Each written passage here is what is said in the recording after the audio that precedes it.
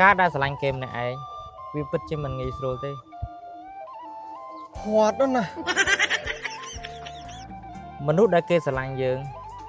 អត់ស្រឡាញ់គេ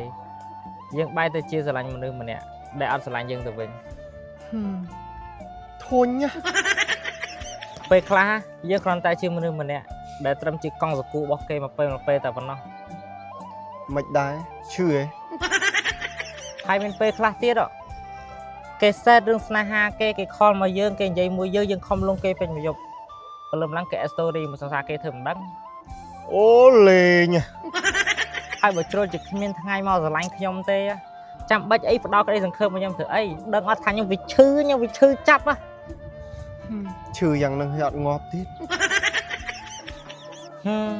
គិតសពទៅមិនដឹងថាចិត្តមុនខ្ញុំបានធ្វើបាបអីខ្លះទេ